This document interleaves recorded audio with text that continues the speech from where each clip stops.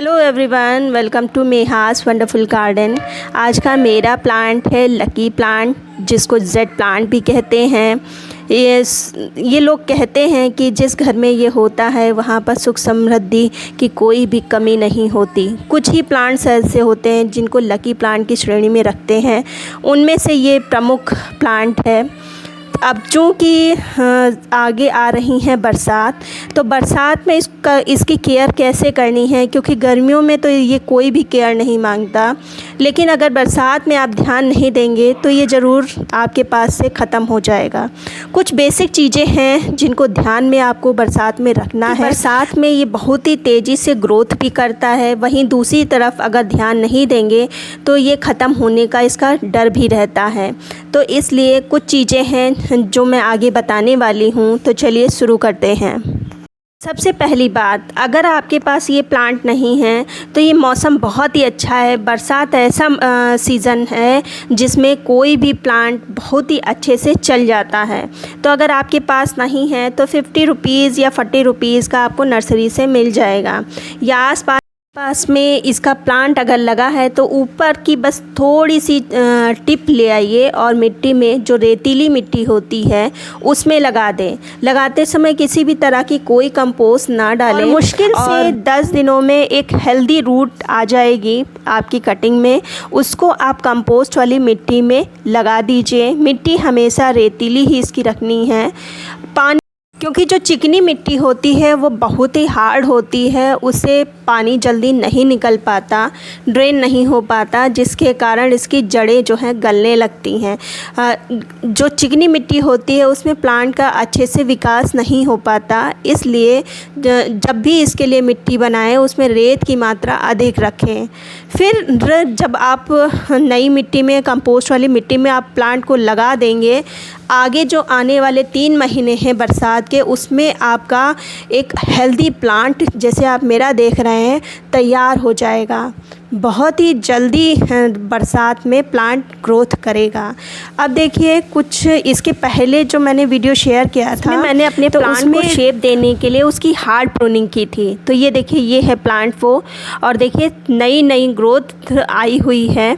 यहाँ से मैंने कट किया था और ऊपर देखिए ग्रोथ कितनी अच्छी हुई है, कितनी न्यू ग्रोथ हुई है। तो ये मौसम ही ऐसा है, अगर आप अपने प्लांट को शेप देना चाहते हैं तो ये मौसम बहुत ही अच्छा है, बहुत ही जल्दी वो ग्रो करेगा। और साथ ही साथ जो मैंने कटिंग टोपियारी बनाने के लिए लगाई थी, उसमें भी देखिए एक तरफ रूट्स आ चुकी हैं, इनकी पत्तियों की चमक ही बता रही है, जबकि दूसरी तरफ अभी थोड़ी देखिए इनकी पत्तियों की चमक ही बता रही है कि इसमें रूट आ गई, जबकि दूसरी तरफ जो कटिंग लगी है उसमें थोड़ा डाउट है। और ये देखिए, इस प्लांट की भी मैंने कटिंग हार्ड प्रूनिंग करी थी, सभी में देखिए आई है और हार्ड प्रूनिंग के बाद जो नई ग्रोथ निकली, सबसे पहला काम तो यही करना है कि उसकी 2 पत्तियाँ ऊपर से कट कर देना है। जब 2 पत्तियाँ कट करेंगे तो फिर से उसमें नई ग्रोथ होगी और प्लांट बहुत ही जल्दी घना होगा। आपको दिखाने का मेरा मकसद ये है कि आप भी इस मौसम में बेहिचक इसकी हार्ड प्रूनिंग कर सकते हैं, कोई भी शेप इस मौसम में दे सकते हैं, बहुत ही जल्दी प्लांट ग्रो करेगा। ये प्लांट एक ऐसा प्लांट है जिसमें टेम्परेचर 45-46 डिग्री सेंटीग्रेड भी झेला है और कोई भी फ़र्क इसके ऊपर नहीं पड़ा है। आप खुद देख रहे होंगे, इस पे लगता है कि कोई टेम्परेचर का असर है। मुझे तो लगता है कि इसने बहुत ही अच्छी ग्रोथ की है। और जैसे जैसे 1-2 बारिश हुई है, 1-2 बारिश की बूंदें इस पे गिरी हैं, तो उसी बारिश की बूंदों ने और इसकी वृद्धि को बढ़ा दिया है। लेकिन एक और जहाँ बारिश की बूंदें इनकी ग्रोथ को बढ़ाते हैं, वहीं थोड़ी सी अगर ध्यान नहीं दिया जाए तो बारिश की वजह से प्लांट भी ख़राब होते हैं।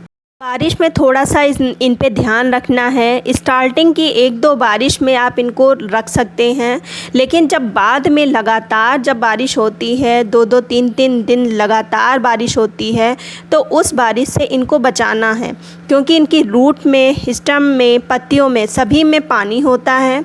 जब बहुत ही ज़्यादा पानी इसमें हो जाएगा तो रूट इसकी गलने लगेगी, इसकी स्टेम है वो सड़ने लगेगी, जिसके कारण प्लांट आपका ख़राब भी हो सकता है। तो इस चीज़ का ध्यान रखें। स्टार्टिंग की जो 2-3 बारिश है वो उसमें आप रखें, उसमें बहुत ही अच्छी ग्रोथ करेगा। लेकिन जब लगातार बारिश होने लगे तो वहाँ से हटा के आप इनको वहाँ पर रखें जहाँ पर इनको फुल सनलाइट तो मिले लेकिन बारिश इनको ना मिले, क्योंकि इस प्लांट के ख़राब होने का एकमात्र कारण ओवर वाटरिंग ही होती है। इस चीज़ को आप ध्यान रखिएगा। अब बात कर लेते हैं इनकी फ़र्टिलाइज़र की। तो जब मैंने पिछले वाले वीडियो में इनकी हार्ड प्रूनिंग की थी तो मैंने एक फ़र्टिलाइज़र डाला था जिसका आप रिज़ल्ट देख रहे हैं। अगर वो देखना है तो इसके पहले वाला आप वीडियो देखिए, जिसमें जो अगर आपने वो नहीं देखा है तो उस फर्टिलाइज़र के कारण ही इसमें देखें कितनी तगड़ी न्यू ग्रोथ आई है। चूँकि अब आने वाला है बरसात, तो अब हम इसमें लिक्विड फर्टिलाइज़र नहीं डाल सकते हैं। अब मुझे इसमें सॉलिड फर्टिलाइज़र डालना है। तो जो मैं फ़र्टिलाइज़र डाल रही हूँ वो आप भी डाल सकते हैं। अभी मेरी तरफ सिर्फ़ 1-2 बार ही हल्की हल्की फाहे पड़े हैं, बहुत ही ज़्यादा तेज़ बारिश नहीं हुई है। तो इसलिए अभी मैं वो फ़र्टिलाइज़र डाल रही हूँ। महीने में सिर्फ़ 1 बार ही वो फ़र्टिलाइज़र डालना है, जो कि इनकी ग्रोथ को और भी बढ़ाएगा। सबसे पहले हम प्लांट की मिट्टी को थोड़ा सा हटा देते हैं। अभी मेरे पास कुछ भी नहीं है तो इसको हम ऐसे हटाएंगे। और जेट प्लांट में किसी भी तरह का और कोई फर्टिलाइज़र नहीं, सिर्फ नाइट्रोजन और कैल्शियम की ज़रूरत होती है। यही 2 फर्टिलाइज़र आप रेगुलर अगर इनको देते रहेंगे तो ये प्लांट आपके पास से तो कभी जा ही नहीं सकता और बहुत ही अच्छी ग्रोथ करता है। तो बरसात को ध्यान में रखते हुए मैं जो पहली फ़र्टिलाइज़र लूँगी वो है, ये है गोबर की खाद। गोबर की खाद सबसे बेस्ट फर्टिलाइज़र है।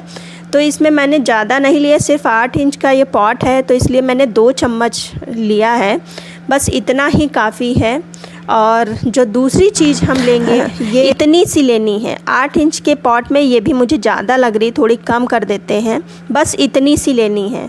ये जो राख में कैल्शियम की मात्रा बहुत ही अच्छी होती है, कैल्शियम और फास्फोरस की, तो इसलिए मैंने लिया है। और इसकी इसलिए भी डाला है कि जिससे मिट्टी में किसी भी तरह की कोई फंगस ना लगे, इसलिए मैंने इसको और भी डाला है। तो बरसात में ये बहुत ही अच्छा काम करती है दोनों फर्टिलाइज़र। तो ये चीज़ हम डाल देंगे। अगर आपके पास जैसे राख नहीं है तो इसकी जगह पर जो नीम खली होती है उसका इस्तेमाल आप कर सकते हैं, या चुटकी भर आप हल्दी भी डाल सकते हैं। तीनों में से जो कुछ भी आपके पास हो वो डालिए। और वर्मी कंपोस्ट और गोबर की खाद में से जो दोनों में से कोई एक चीज़ आप डाल सकते हैं। बरसात के लिए मैं ये फ़र्टिलाइज़र बता रही हूँ। तो महीने में सिर्फ 1 बार ही ये फ़र्टिलाइज़र डालना है, बहुत ही अच्छी ग्रोथ होएगी। तो ये सब आप करके देखिए, आपका भी प्लांट बहुत ही अच्छी ग्रोथ पकड़ेगा। उम्मीद करती हूँ जो मैंने आपको बताया वो अच्छा लगा होगा, अच्छी जानकारी लगी होगी। अगर अच्छी लगी है तो लाइक कर दीजिए, सब्सक्राइब कर लीजिए। मिलते हैं फिर किसी वीडियो में नई जानकारी के साथ।